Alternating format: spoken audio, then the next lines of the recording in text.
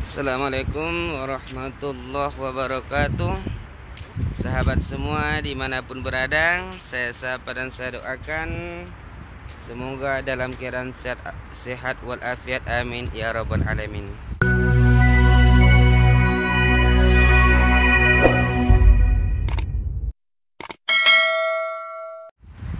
Sekarang ini saya berada di pemakaman Baqi Al-Gharqad, yang mana pemakaman ini di dekat Masjid Nabawi. Di sebelah Masjid Nabawi itu dia. Saya berjalan di pemakaman Baqi ini untuk berziarah terhadap sahabat Nabi kita Muhammad SAW dan keluarga Nabi kita, yaitu Utsman bin Affan dan istri Nabi kita dan anak-anak Nabi kita Muhammad SAW.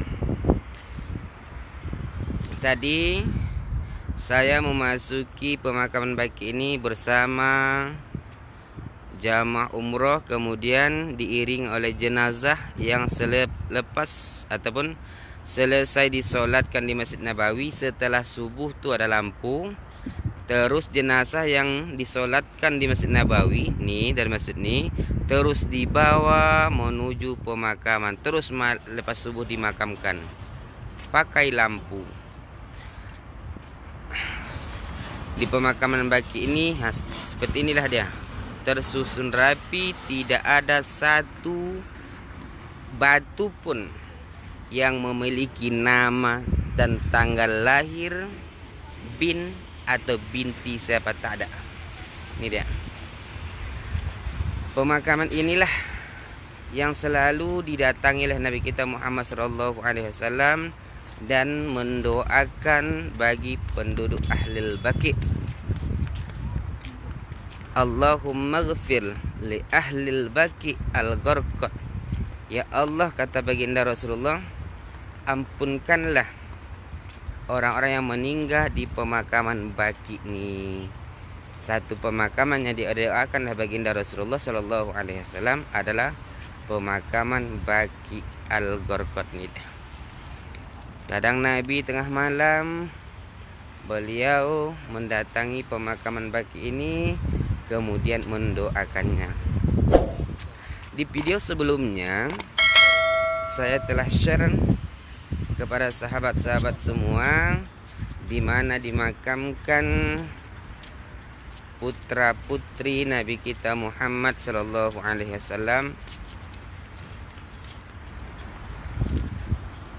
Abdullah, Qasim, Fatimah, Ruqayyah, Ummu Kalsum.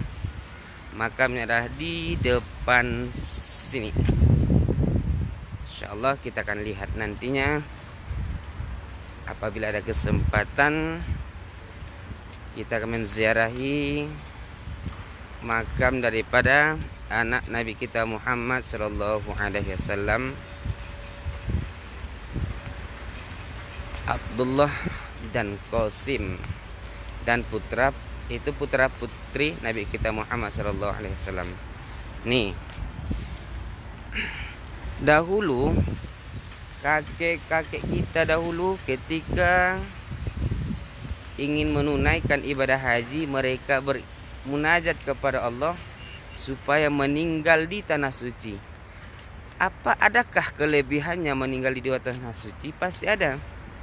Di kota Madinah ini pernah diungkapkan oleh baginda Rasulullah, siapa yang sanggup meninggal di Madinah ini, maka perbuatlah dengan apa? Salah satunya, sebaik-baik tempat tinggal di muka bumi adalah kota Madinah. Kemudian jika manusia itu tahu bagaimana keutamaan tinggal di kota Madinah, maka mereka pasti akan tinggal di kota Madinah ini. Di dalam hadis diterangkan oleh baginda Rasulullah, man istata'a minkum ayyamuta bil Madinah falyaf'al fa inni ashba'u liman mata biha. Siapa yang meninggal di bumi Madinah, termasuklah bumi yang didoakan oleh Nabi kita atau pemakaman yang didoakan oleh Nabi kita, yaitu ini dia pemakaman Baqi Al-Gharqad.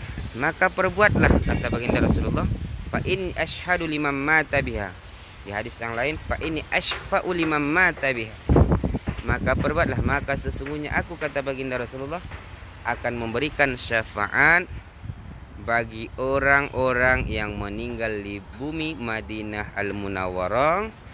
Aku akan bersaksi di hadapan Allah bagi orang yang meninggal di bumi Madinah Al-Munawwarah. Tuh, ini adalah azkar. Ini kelihatan.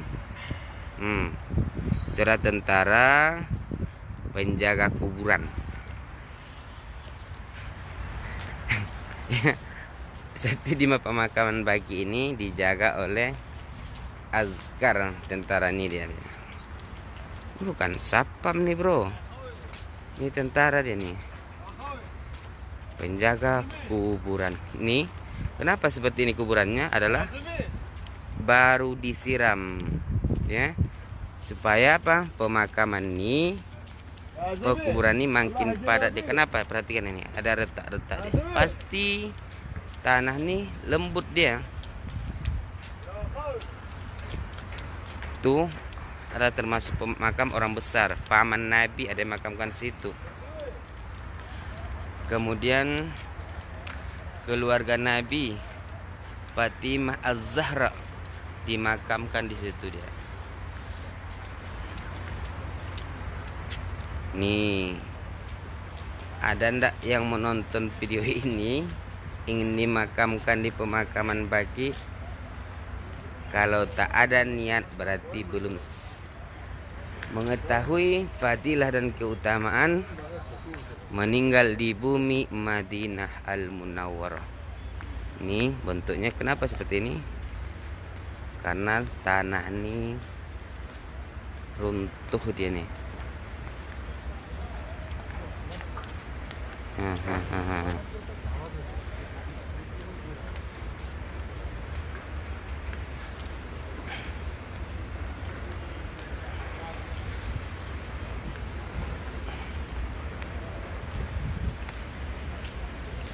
Ini dia. Kapan buka pemakaman Baqi ini? Dibuka untuk jamaah pertama selepas sholat subuh sampai lebih kurang sampai pukul 8.30. Kemudian selepas sholat asar sampai menjelang maghrib. Selepas itu ba'da sholat, ketika kita sholat jenazah, maka jenazah itu terus dibawa ke pemakaman Baqi Al-Gharqad. Ini dia pemakaman Fatimah Az-Zahra. Oke, kita dah disuruh oleh polis untuk keluar. Namun kita udah berkeliling tadi di sekitar pemakaman Baqi Al-Gharqad. Ini dia. Ya Syekh bilangnya kalau salat sebenarnya. Iyalah. Ini dia penjaga kuburan. Azkar penjaga kuburan.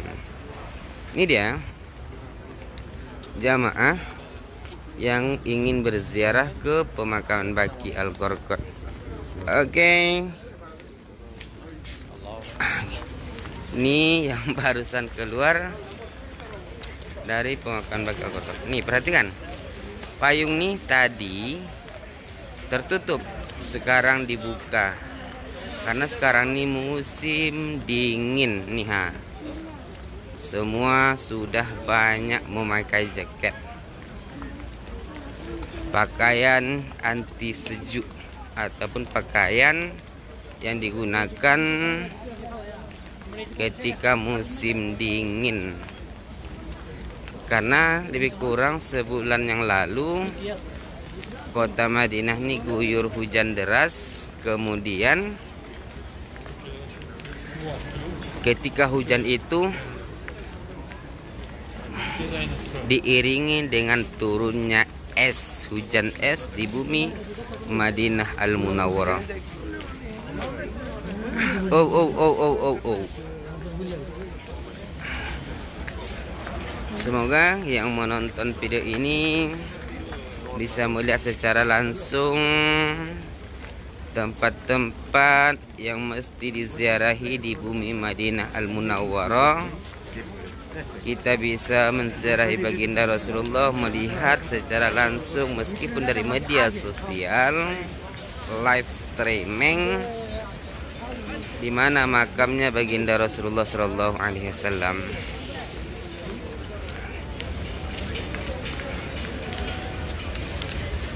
Sekarang ini ketika memasuki Raudhah tidak seperti yang dahulu lagi.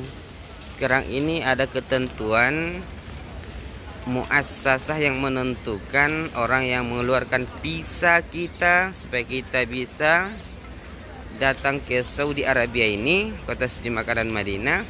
Mereka tentukan jam ataupun time ketika kita ingin masuk Raudhah.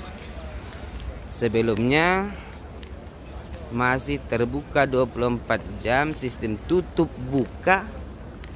Orang-orang ingin memasuki Raudhah. Kenapa? Kurang sempurna rasanya kalau kita menuju kota Madinah ini jika tidak masuk ke Taman Raudhah.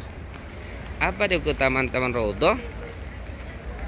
Dikatakan oleh Nabi kita Muhammad sallallahu alaihi wasallam, bismillahirrahmanirrahim, ma baina baiti wa mimbari raudhatum mir riyadil jannah. Di antara rumahku dan mimbarku adalah satu taman daripada taman surga. Ketika ziarah Raudhah, kita bisa mengetahui di mana tanda masjid di masa baginda Rasulullah. Diperhatikan setiap tiang di atas pasti ada haddu Masjid An-Nabi alaihi salam, tanda ataupun batas Masjid Nabawi di masa baginda Rasulullah sallallahu alaihi wasallam. Namun tidak banyak yang mengetahui. Kenapa? Dia tidak memperhatikan tanda-tanda yang ada di Raudhah dia. Di dalam Raudhah ada tanda beberapa tiang dia yang memiliki satu sejarah. Ada namanya tiang Abu Lubabah, ada namanya tiang Tahajud, ada namanya tiang Aisyah. Di tempat-tempat itu termasuk tempat-tempat yang insya Allah doa akan diijabahkan oleh Allah Subhanahu wa Ta'ala. Ini pintu 35.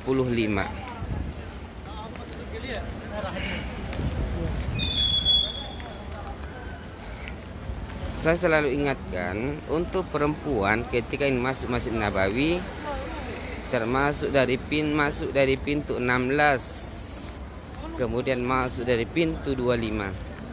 Apabila ingin memasuki Raudhah, masuklah dari pintu 25, karena pintu 25 adalah pintu utama Masjid Nabawi yang dikhususkan untuk jamaah perempuan ataupun wanita.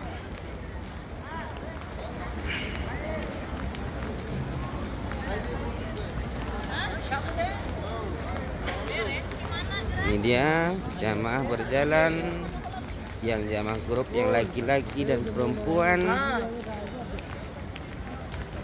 sama-sama pergi berziarah ke pemakaman Baqi Al-Gharqad.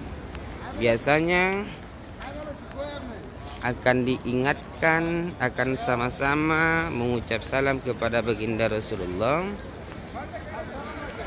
ziarah baginda Rasulullah, dua sahabat beliau Abu Bakar dan Umar bin Khattab. Selepas itu menuju pemakaman Baqi, dan di pemakaman Baqi dimakamkan Utsman bin Affan Dzannurain yang memiliki dua cahaya. Kenapa lakop Utsman bin Affan Dzannurain? Karena Utsman bin Affan menikahi dua putri Nabi kita Muhammad sallallahu alaihi wasallam, namun tidak mempunyai keturunan.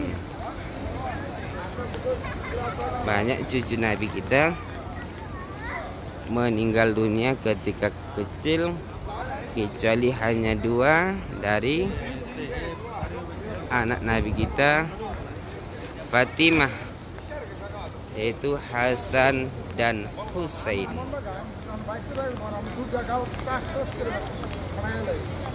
Alangkah bahagianya ketika kita diizinkan oleh Allah bisa menziarahi Baitullah dan menziarahi baginda Rasulullah Sallallahu Alaihi Wasallam di bumi Madinah bersama keluarga kita yang tercinta. Kenapa? Apakah semua orang Allah izinkan bisa menziarahi Baitullah dan menziarahi baginda Rasul? Tidak. Akan tetapi yang datang menuju dua tanah suci, Makkah Al-Mukarramah dan Madinah Al-Munawwarah, adalah orang-orang yang dipilih oleh Allah. Kenapa disebut seperti orang-orang dipilih oleh Allah? Di dalam hadis pernah disampaikan oleh Nabi kita Muhammad sallallahu alaihi wasallam, Bismillahirrahmanirrahim, Al-Hujjaj wal Ummar wafdullah. Jamaah haji dan jamaah umrah itu adalah tetamu Allah. Berarti yang datang menuju dua tanah suci Mekah dan Madinah adalah tetamu Allah, orang-orang yang dipanggil oleh Allah. Apakah mesti yang dipanggil oleh Allah itu adalah orang-orang yang kaya? Tidak. Tapi ingat, yang dipanggil oleh Allah adalah Allah memampukan orang-orang yang dipanggil, tapi Allah bukan memanggil orang-orang yang mampu. Berapa banyak orang miskin sampai bisa menziarahi Baitullah dan menziarahi baginda Rasulullah? Berapa banyak orang kaya yang sudah mampu namun tidak pernah menginjakkan kaki di tanah suci, baik itu Makkah ataupun Madinah. Di dalam Islam hanya kita diperintahkan untuk melakukan satu perjalanan yang mendatangkan ibadah, yaitu 3 masjid. La tusyaddur rihal illa salah satu masjid, Masjidil Haram wa Masjidil Haza wal Masjidil Aqsa. Kita tidak diperintahkan untuk melakukan perjalanan melainkan 3 perjalanan menuju ibadah: Masjidil Haram, Masjidil Aqsa. Kalau Masjidil Aqsa apa dia? Adakah keutamaannya? Pasti ada. Adalah Masjidil Aqsa kiblat pertama umat Islam sebelum menghadap Baitullah. Selepas subuh sampai sekarang masih berjalan dari Masjid Nabawi terus menuju pemakaman Baqi Al-Gharqad. Setelah itu sekarang ini lebih kurang pukul 7, saya akan menuju hotel yang ada di bumi Madinah. Ini dia jamaah yang ingin ziarah ke Raudhah. Waktunya telah ditentukan. Ini adalah jamaah Singapura. Oke. Dari pagar halaman Masjid Nabawi 339.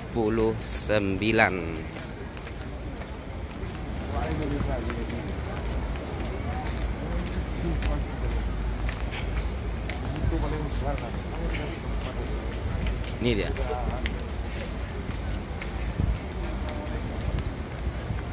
Ini dia burung merpati yang ada di dataran Masjidil Haram, kota suci Madinah Al-Munawwarah. Salam dari tanah suci Madinah. Selalu ikuti Zamzam Channel. Terkadang saya tetap live streaming dari Facebook. Mudah-mudahan bisa mengobati rasa kerinduan sahabat semua, dan semoga Allah izinkan nantinya bisa menziarahi Baitullah dan menziarahi baginda Rasulullah sallallahu alaihi wasallam. Assalamualaikum warahmatullahi wabarakatuh.